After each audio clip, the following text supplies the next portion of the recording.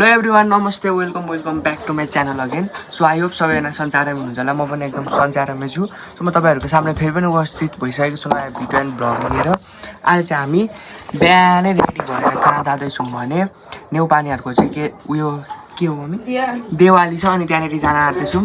म, मम्मी, आमा अनि हेर्नुहोस् आजको हाम्रो दिन। मम्मी चाहिँ रेडी भइसक्नु भयो यहाँनिर। गाइज हाम्रो चाहिँ सबैजना रेडी भइसक्नु भयो होइन। यहाँनिर मम्मी आमा दुवैजना रेडी भएर मम्मी मेकअप सेकअप बसदेखि ओर्लेर पनि लाग्यौँ अब दिवालीको घरतिर। यहाँनिर बागासम्म मात्र थियो हाम्रो बसमा चढ्ने।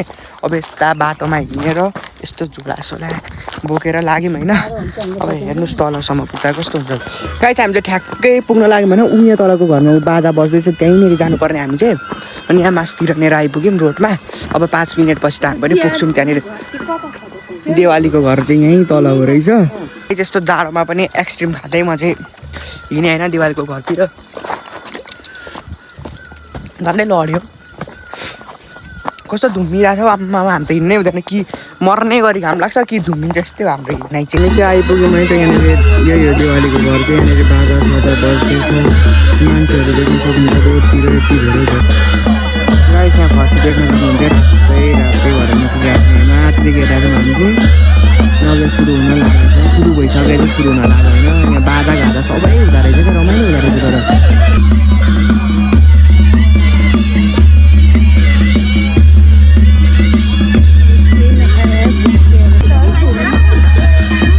तर देउता निकाल्ने कार्यक्रम हुँदैछ।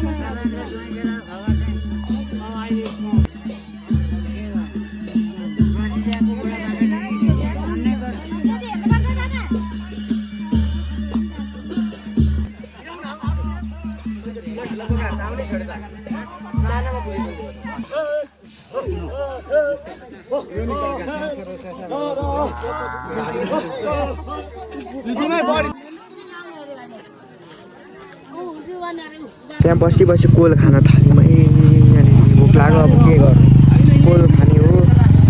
50 को कोल किन यहाँ बेच्न ल्याएको रहेछ। अनि अब कोल खान लागेको सबैजना।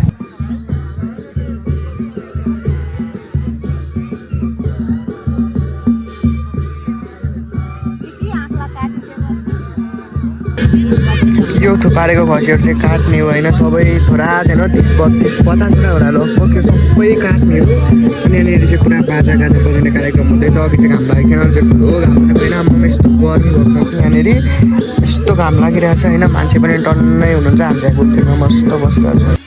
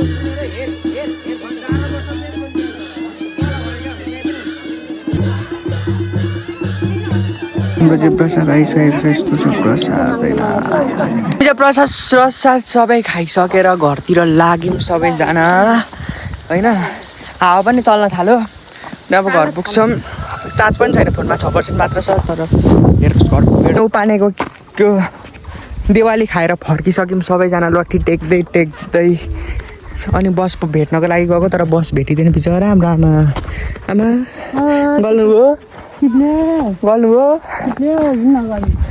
म हिँड्न सक्दिनँ यत्रो घाम लागिरहेछ 3टा घाम छ जस्तो यत्रो भारी भिराइदिरहेछ नि टाउको दुखेर सबैजना अरू चाहिँ पछाडि आउँदै हुन्छ यतानिर अनि अब माथि पुगेर हेर्नुहोस् आजको हामी चाहिँ यहीँ तलनिर दिवाली खाएर आएको होइन यी हिँड्न नसकेर अवस्था यस्तो छ घाम त्यही माथि यत्रो लागिरहेछ पसिना खलखली हाम्रो आमा यहाँ अगाडि म चाहिँ पसिना हामी सबैजना उकालो लाग्दैछौँ यसो राम्रो छ यहाँनिरको भ्यू चाहिँ त्यहाँ पर पुग्नुपर्ने यहाँ पर पुग्नुपर्ने हामी त्यही पनि बस भेटिन्छ कि भेटिँदैन थाहा छैन बस भेट्नु भनेर हिँडेको तर के गर्नु बस त अघि मौदिन पुगिसक्यो जस्तो छ होइन अनि त्यही भएर अब हाम्रो चाहिँ तरो हिँडाइ मच्यो बसले पनि छोड्यो नभए यत्रो तातो घाममा हिँड्दैछौँ सबैजना पछाडि आउँदै हुन्छ होइन अनि मलाई यो उकालो घाममा तर चाहिँ एउटा अब यसको याद आयो क्या सगरमाथा मेरो अगाडि केही पनि होइन यो हो किनकि म संसारको सर्वोच्च शिखरमा छु सो गाइस म चाहिँ घरमा आएर कपडा पनि फेरिसकेँ होइन